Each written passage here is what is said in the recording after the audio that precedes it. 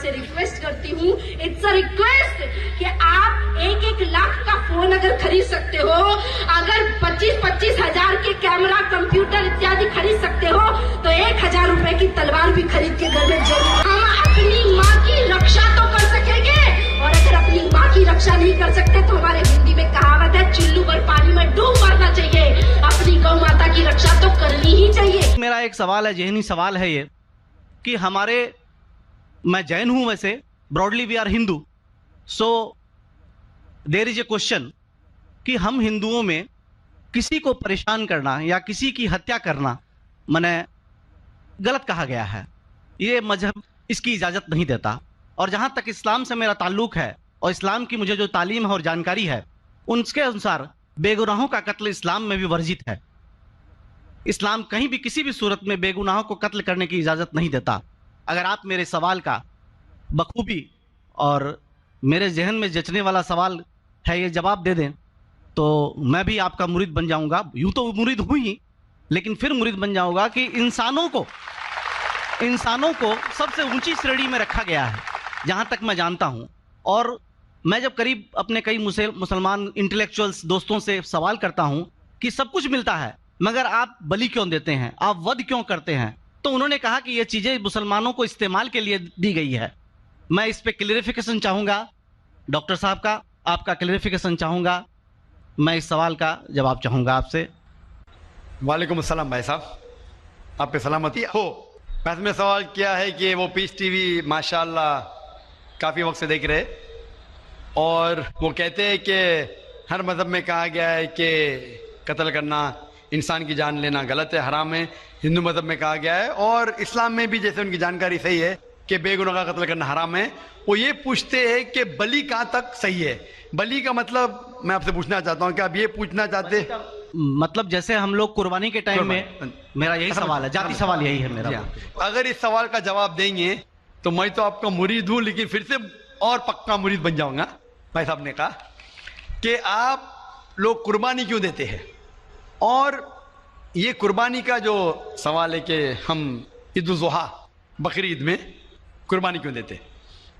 कुरान मजीद में अल्लाह ताला फरमाते हैं सूरह हज में, सूरह नंबर 22 में, कि ना ही गोश्त ना ही खून अल्लाह को जाता है। अल्लाह को ना खून की ज़रूरत ना गोश्त की ज़रूरत। ये कुर्बानी के वक्त अल्लाह को खून नहीं जाता ना गोश्त जाता है। लेकिन तकवा, आपकी पायटी, आपकी परहेजगारी अल्लाह को पसंद है।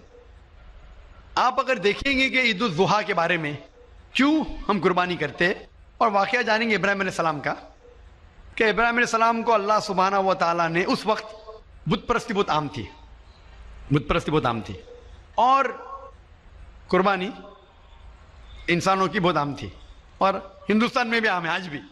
आज भी हिंदुस्तान में कई दीगर मज़ाहिब में लड़कियों की कुर्बानी दी जाती है, बच्चों की बलि दी जाती है। क्या आप छोटे बच्चे का कत्ल करो, औरत का कत्ल करो, बलि दे जाओ और भगवान खुश हो जाएंगे। कई जगह अल्हम्दुलिल्लाह मुसलमान में नहीं है। तो उस वक्त इब्राहिम अलैहिस्सलाम को अल्लाह ने पूछा कि आपको सबसे ज़्यादा अजीज़ इस दुनिया में क्या चीज़ है, तो उन्होंने कहा कि मेरा बेटा।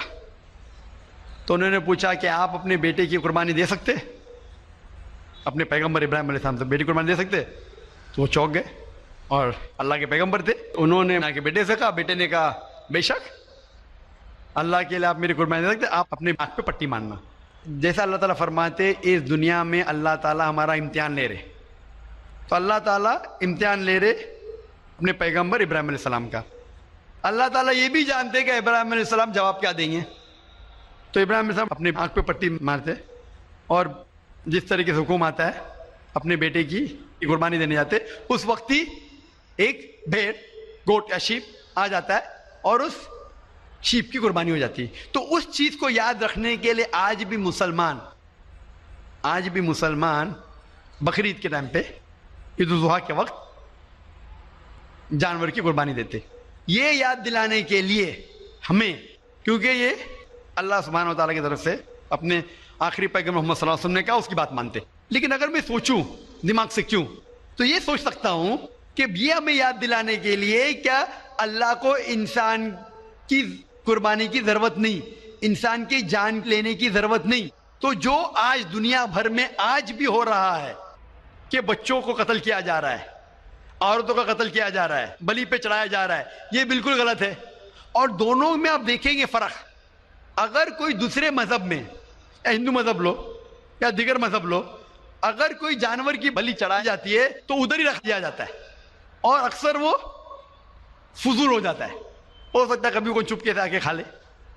اسلام میں جب قربانی دی جاتی ہے عید الاضحیٰ کے ٹائم پہ, سب سے پہلے جو میں کہہ رہا ہوں کہ میری منطق یہ سمجھ سکتی ہے کہ ہمیں یہ یاد دلا رہے کہ انسانوں کی بلی چڑھانا حرام ہے.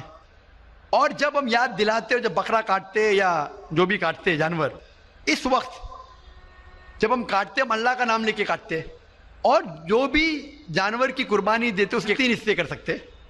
ایک حصہ ہم خود رکھ سکتے, خود کے استعمال میں لا سکتے, ایک تیسرا حصہ. دوسرا حصہ ہمیں ہمارے رشتہ دار میں بانٹنا چاہیے, اور تیسرا حصہ غریبوں میں بانٹنا چاہیے. جب قربانی دے رہے ہم اس جانور کا استعمال کر رہے, جانور کھانا الاؤڈ ہے کیا نہیں وہ ایک الگ بحث ہے, جس کے اوپر آپ پوچھیں تو وہ جواب الگ ہے کہ جانور کھانا صحیح ہے کیا غلط ہے, وہ ایک الگ ڈیبیٹ ہے جو ہم ابھی نہیں, اگر آپ پوچھنا چاہیں تو اگلا سوال پوچھ سکتے. ایک تیسرا حصہ ہم استعمال کر رہے, ایک تیسرا حصہ ہم دوستوں میں بانٹ رہے ہمارے رشتہ دار میں, اور تیسرا حصہ ہم غریبوں میں بانٹتے. تو ان میں غریبوں کا فائدہ ہو رہا ہے, نہ فضول خرچی ہو رہی ہے, اور یاد دلایا جاتا ہے کہ انسانوں کا قتل کرنا غلط ہے. تو یہ اچھی چیز ہے. جب بلی جیسا دیکھے باقی مذاہب میں کیا ہو رہا ہے, انسانوں کا قتل کیا جاتا ہے بالکل حرام ہے. اس کے علاوہ جب جانور کا بھی قتل کرتے وہ جانور فضول خرچی میں جاتا ہے.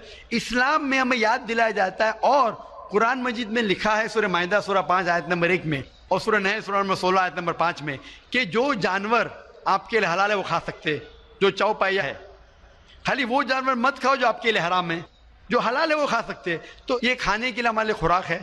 تم قربانی کے وقت نہ کچھ ضائع کر رہے, نہ پیسے کی بربادی کر رہے.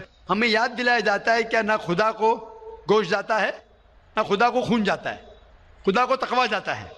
ہمارا تقویٰ, ہم کتنے پرہیزگار ہیں.